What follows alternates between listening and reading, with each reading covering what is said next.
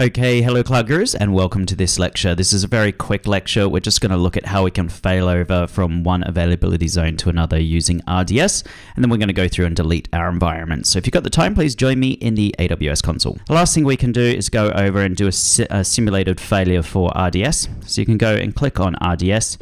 This can be a popular exam question. You can actually force a failover from one availability zone to another by doing a reboot.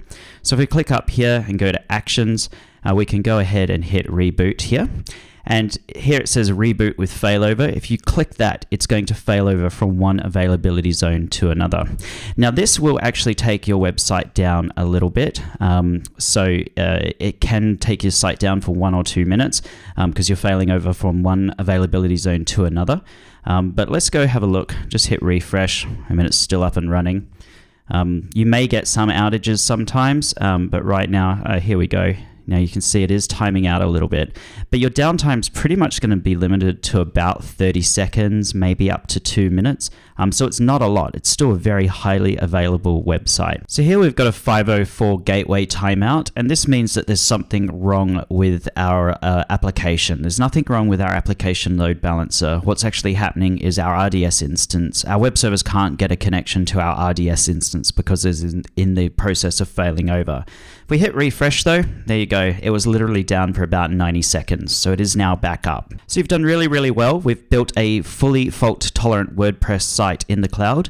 Feel free to go through and starting to delete all your assets. It can take a little bit of time, but just go ahead and delete everything. You don't need any of this for the rest of the course.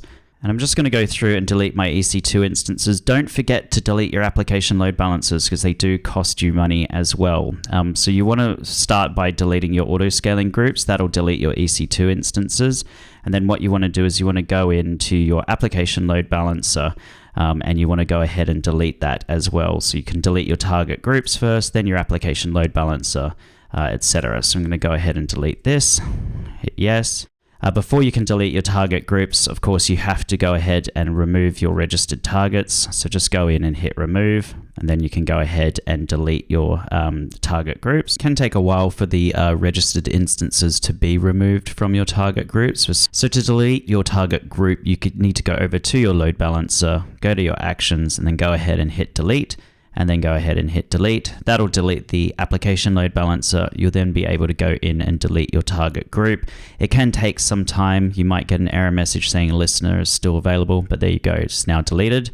And then if we go back over to our EC2 instances, we should be able to see we've only got one instance left, which is our write node, and feel free to go ahead and delete that. So it's just going to go in instance state and then hit terminate and go ahead and hit yes. If you do want to take an AMI of it, you can. It's totally up to you. I actually did just in case I need to redo this lab at some point in time. So that's terminated. You can go through and delete your S3 buckets. The main thing you definitely need to go ahead and do though is to disable your CloudFront distribution, and it can take 10 or 15 minutes to disable. I've actually got 3 running here, so I'm going to go through and disable. Let me just see if they're actually running. So 2 are disabled, 1 is enabled.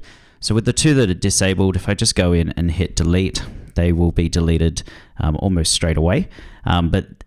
In terms of disabling a distribution, it can take 10 minutes or 15 minutes to disable, and then you have to go in and delete it. So don't forget to go in and delete it after you've disabled it.